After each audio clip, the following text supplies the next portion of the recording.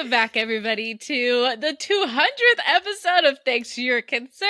You're here with Ella. Woo! And I'm Berenice. Nice to see ya. I know, dude. Live from New York and Seattle. Dude, it's so ridiculously hot here. Like, I'm really debating live right now. It's just not How meant hot for is heat. hot? It's been like 90, 95 and like Whoa. humidity. Yeah, I'm That's not hot. well. Yeah, it's hot. I was not built for this. Like, I know I'm from Mexico, but I was not like in tropical weather. No, not for the vibes. I was about to say, so it's like 90 in Seattle. Well, I think it's like 85 in Seattle. So it's hot too. Yeah. Little poor Cardi doesn't. We do night walks, and that's about it because it is literally too hot. She has her little summer cut, which is honestly atrocious. Like, she needs an official barber, but you know, it's all good. No, Besides being hot, well, what's good? How's summer treating you so far? I don't know what's in the air. Like, I just came back from Seattle and I just like been unhinged. Like, I don't know why. It's something that should be studied. I really had to give myself like a reality check this morning. I was like late for work and I had to like go into the city and it was hot and I was like, Brittany, say like, you're not like in your early 20s anymore. You need to like cut this shit out. Like, you're done. You're done. You know what I mean? Like, we cannot be drinking at night, like on a Monday night. Like, that is uncalled for. I know it's summer, but like, are you okay?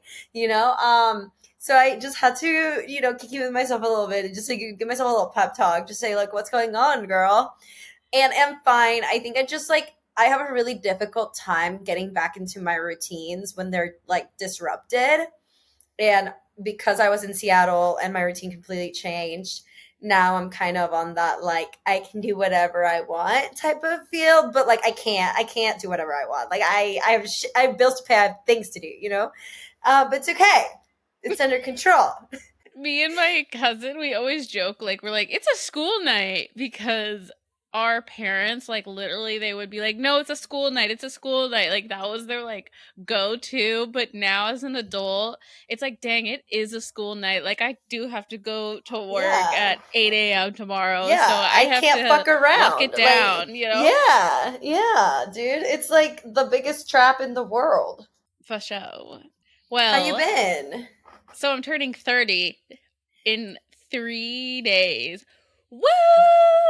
30! But honestly, I'm really excited, but it's really interesting, like, the reactions to telling people that I'm 30. I feel like it has, like, illuminated something that I already knew, but even I've noticed now more, is when I talk to, like, older women, they're like, oh my god, like, 30s are so much fun.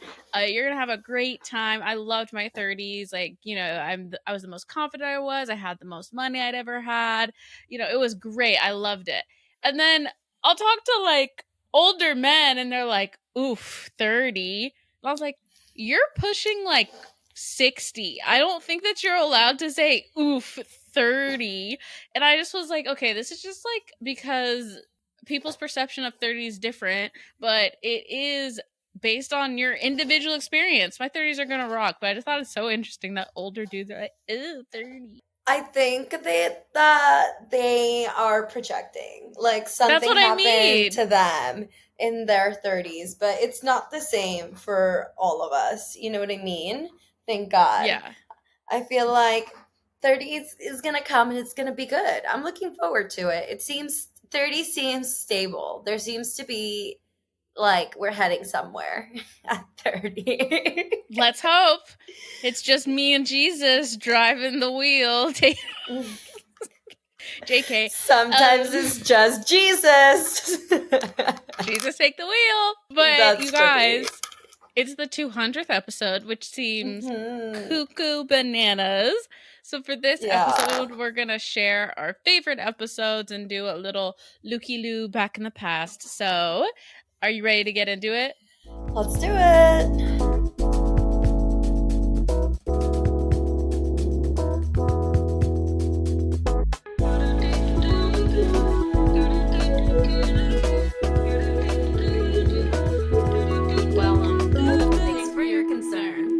Okay, Berenice, do you want to start off with like the highs of the 200 episodes? Which one are you loving?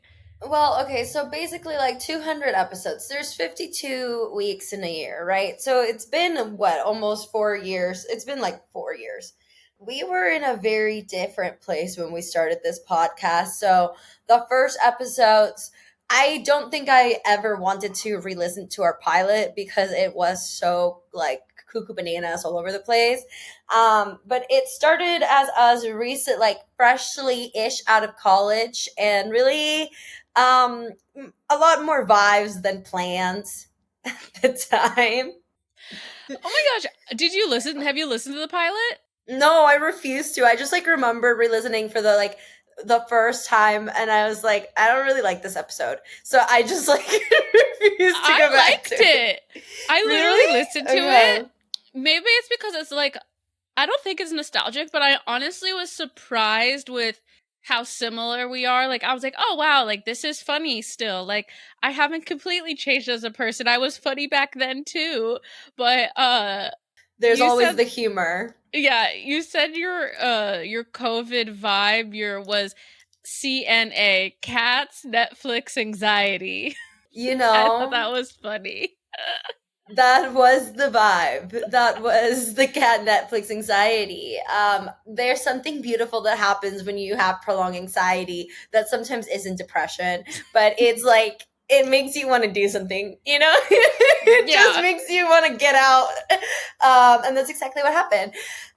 Yeah, so well, first of all, like, thank you so much for everyone who has listened this far and kept up with us for like 4 years. I think that's probably the most wild part of this entire thing is that people listen. I forget that people listen to this podcast. That is not just for us. It's not just a No. prolonged self diary. Yeah. Yeah, so I would say that I have a lot of favorite episodes as I was going through the list. It's cute because I would say like we come up with topics, but it's usually things that like I'm thinking about or going on in my life as like I'm thinking of things to talk about. So it's been cool to kind of like see my own progression, but also just like how absolutely unhinged and delusional I go. Like like it starts as like, oh yeah, hee hee ha ha's, it's just life, to like I don't know what's going on, unapologetic, be delusional, and then it's like quit everything, join cults, you know. Yep. So that progression has been cute. I would say some highlights. One of our most listened to episodes is Culture Vultures, and that one's actually our most listened to episode because I exposed some tea of the person I was dating at the time. I don't even remember this, bro. I literally don't remember this at all. Yeah, so at the time I had like a Clinton Kane moment where I was like seeing somebody and he was like lying and I just hadn't experienced that before. Mm. And that is our most listened to episode, which I think is funny because in the intro I just like kind of talk about what happened. And I was like, oh my God, I did have my Brooke moment. It just wasn't on TikTok. It was on a podcast. People love tea.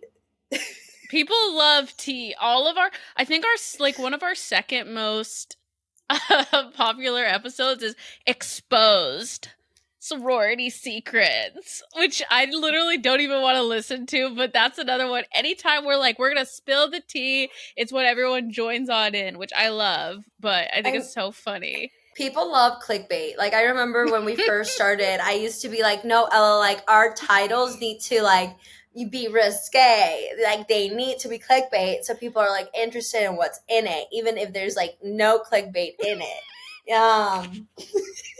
So we've grown from that as well. Exposed! Nothing was exposed. Nothing was exposed. Absolutely nothing. I'm pretty sure people knew how sororities worked before we said. I mean, I don't know, like the sorority era was cool. I think I like those episodes. The sorority episodes are funny. If you haven't heard them, I would like go back. We do talk about kind of what goes on and specifically as like people of color in sororities.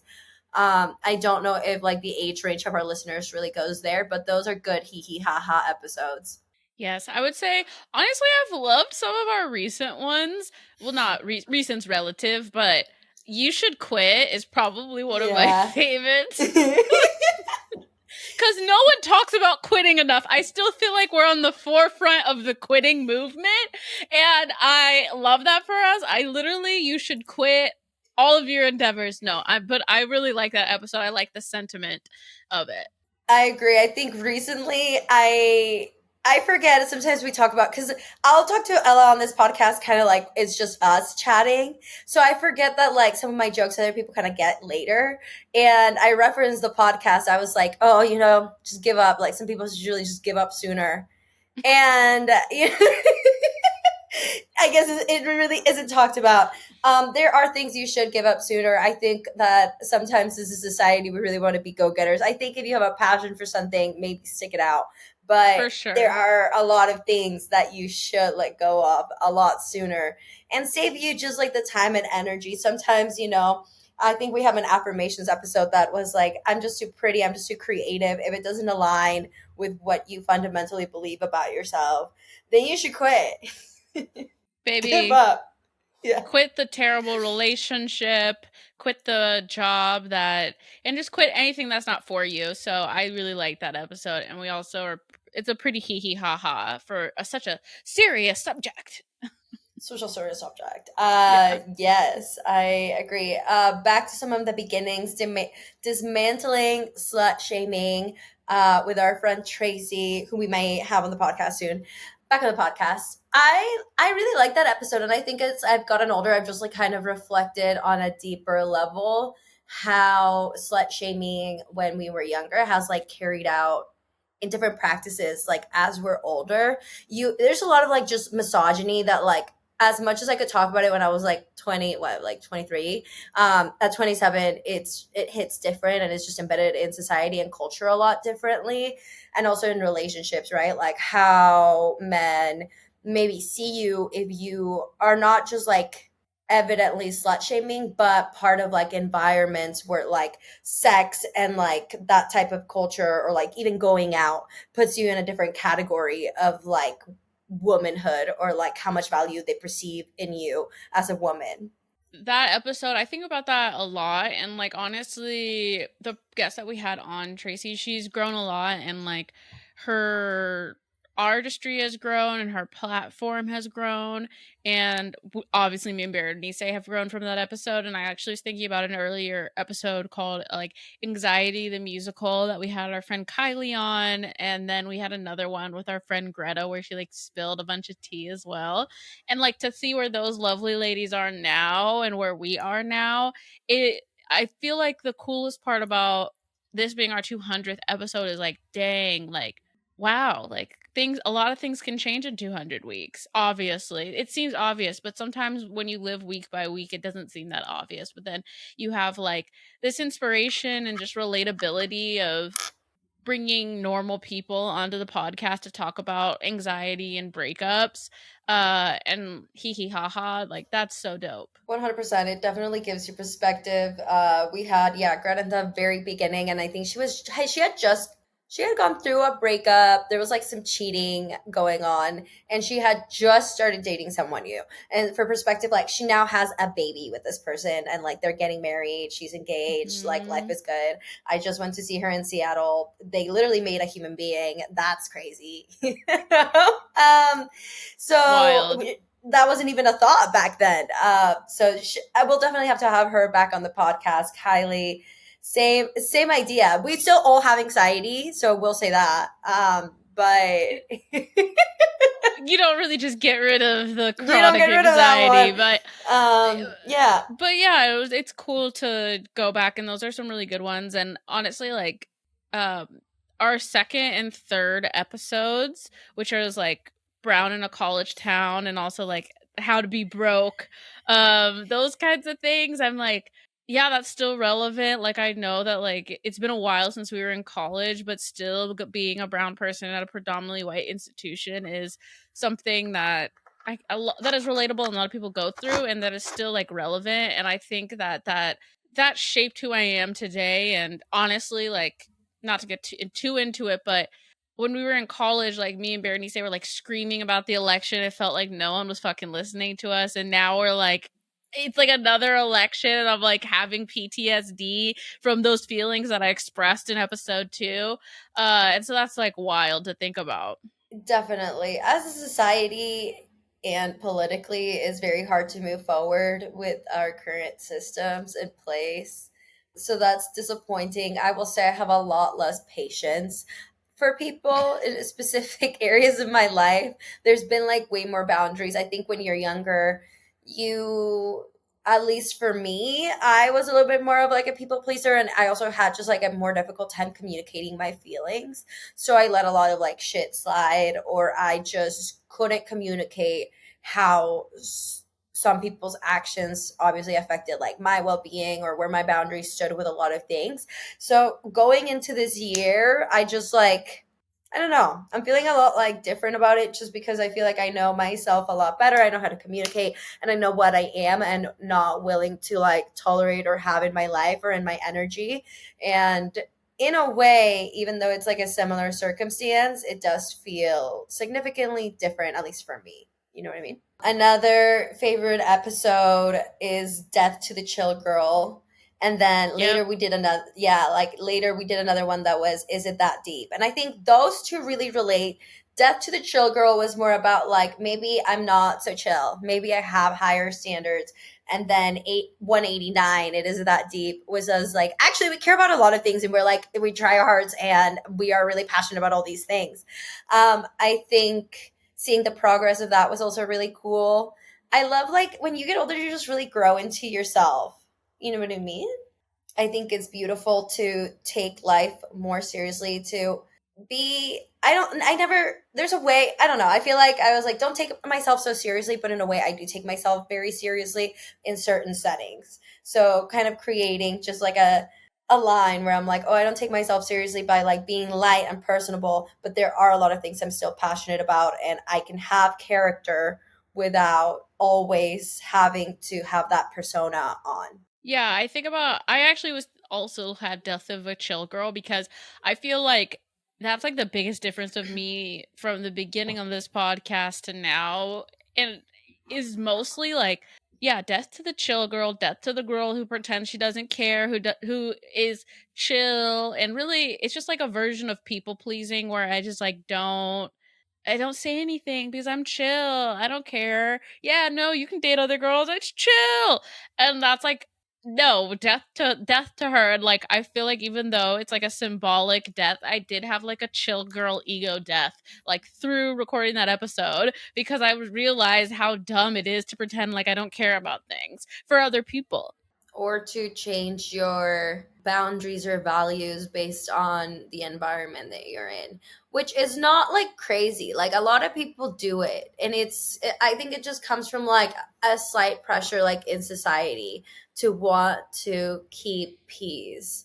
But I think probably that has been also the biggest area of growth for me was like the cutting the people pleasing. If I don't want to do something, I just don't do it. Like now I have to, my whole pussy, my whole heart, my whole being has to be in it for me to like want to follow through with something or see people. There's something about just really valuing like your time and your preferences, your wishes. That doesn't mean that you can't be kind to others or do favor for others, but that just comes from like your own place rather than like a fake expectation that you feel you have to like fulfill. um I've also seen with like people pleasing, I don't know, like it's just such a weird version of events. When you people please, you kind of forget who you are. Mhm. So maybe not be so chill. It's cool to have big opinions. And I think we also still live in a society where like, and I saw this in Mexico a lot, where women who are seemed more like difficult. And I'm like, are they really that difficult, or are they just not willing to put up with shit?